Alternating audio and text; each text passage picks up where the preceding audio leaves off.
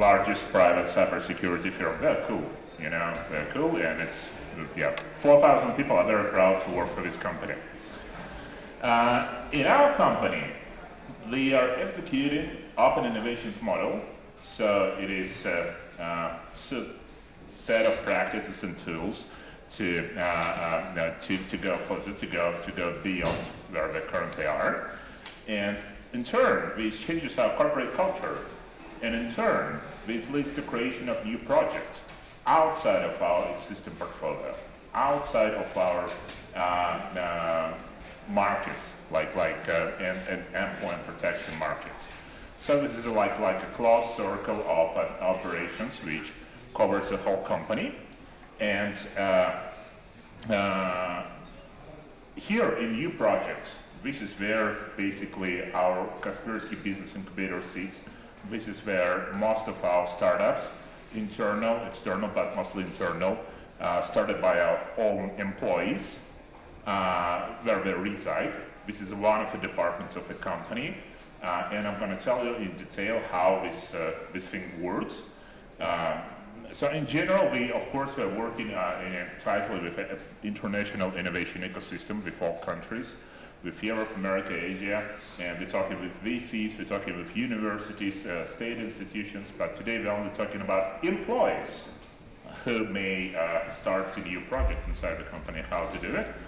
So basically we meet these guys, we talk with them, we understand what they're capable of, what help do we need to go further. We place in an incubator, a separate department, and then we execute a new project, and voila, in 1, 2, 3 years, we've got a great new product, bringing new revenue streams to the company. So it's purely internal startup. This is a place where it all happening, right? If we're talking about startup is a very interesting thing, but all of you guys here came to talk and listen for innovation. But doing startups in corporation is a little bit more interesting, because usually corporations insist that they need to stay, unchanged. They need to stay where they've been, and they don't like that startups very much. So basically, there's some friction between new initiatives and new people and corporation. And actually, corporation doesn't want new people to bring new projects, because these can somehow, destroy the comfort zone of a corporation. This happens every time. We see it in Kaspersky as well. And who are the entrepreneurs and how to help them to fight that friction? So basically, entrepreneurs are startup founders, people like founders, but internally they're already working for us. They're already working for the company, for Kaspersky, and looking at the first glance, they can tell that it's a good idea to invite your own employees to create new projects, because they're experienced, they know the company, they know the processes, they know the framework, they know everybody around, so it should be very natural to start a new project with them. For us, it turned out that these people are really good and great, and they've been with company for 10, 15, or even 20 years, but they have some disadvantages regarding starting new businesses, because usually their knowledge, very deep in their own expertise, but it is limited to what we know. Usually to start new businesses, you need to know something that you don't know, So you have to be a T-shaped guy, like on the vertical, you have your very deep expertise, and on the horizontal, you have to have your advanced expertise in other areas. So this rarely happens in corporation, including Kaspersky. So basically, you have to meet with all people of the company to find the right guys who are willing to expand.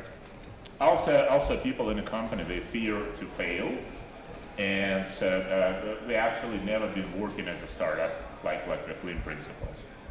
So, to our experience, how does internal entrepreneur or internal startupper looks like? Usually he's about 1 and 3 years of working experience in the company. He's experienced enough to know guys around, to know processes and to know the company, but he's already unsatisfied with what he can do in his own company. Like what is in his powers to change, around. He usually comes from R&D or biz dev, business development departments. This is our like practice, and he's very curious and he actually has a lot of energy to spend. So there's a typical profile of entrepreneur which we need to take and go further down the process. But it all starts with ideas. And when we started like 3 years ago, we got a lot of bad ideas coming from Kaspersky employees. What I call a bad idea. People coming from their own experience, from their own expertise.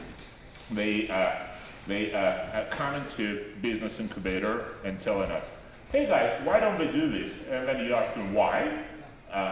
They reply you like because we can, because we already know how to do it. They don't care about is it really needed. Is there any problem on the market? Is there any business model underlying this? So people just willing to do something just because they can, okay? So it took us time, like 1 year, to go to another stage, like good idea stage. And right now we trained our employees to talk with incubator in a different language. So when they come to us right now, they're ready to talk about market opportunities, products, who has a problem, why he has a problem, how can we sell to this guy on the market side. So basically, basics of product management. And this we call an idea. It's not just let's do this, let's do that, right? So it took us a serious time, several workshops, several instructions. This was one of the important moves for us. In a whole entrepreneurship process, like bringing entrepreneur or internal startuppers to the stage, to the re-election, takes us 3-4 big steps. We need to search for them, we need to meet them and analyze what they brought us, like think together with them. We need to prepare them for a decision, and then we need to execute new projects. This is how it works in Kaspersky. Shortly, what we do on a search stage. Basically, of course, and I'm working in this company for more than 10 years, it helps me a lot to meet people. So every day, I'm meeting people in our office and talking about their ideas very openly, freely, and this helps much. But of course, we have email addresses, we have internet portal, and we have any other possible ways to contact us and to send us ideas. Okay? Then we started to analyze what our employees, what our people sent us. They usually apply a typical business case analysis, very simple, just to understand is it possible to generate any business out of this idea, because if it's not, it becomes a cost. And it's okay, but it's not about bringing new innovation products, So we're trying to create specifically business-related new projects. Also, we're answering the question, how does this idea correlate to existing Kaspersky business? Like, what's a correlation between new idea and existing Kaspersky? It's very important, because later we will need to sell this idea to top management. And they will definitely ask, like, why Kaspersky needs to do that, and we'll need to explain. Then we go into a preparation stage, and we take in the guy, we take in the employee, and we're bringing him to the market, so he has to talk with real customers and to prove that his idea makes some sense. And after this, if project gets approved by top management, we taking him from his workplace, sending him into incubator, and he starts execution of a project with a new budget and a new team. Okay, couple last slides. My recommendations to those of you who want to take your own employees and to bring internal innovation onto new level. This is based on our 3 years experience. 7 projects running in our business incubator, several $1 million invested.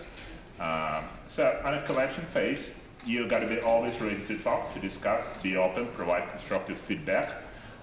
So people like it. And the most thing they're afraid, actually, is that you're gonna laugh on them if they talk with you with their idea. On analyze, you have to help in business case analysis and calculation because most of people don't know how to do it right. So you have to have some finance skills. In the preparation phase, we're always often training people to do customer development or going in the market together with them, and training to present people properly because many internal employees, especially from R&D, they can't talk and they can't present, so we have to train them.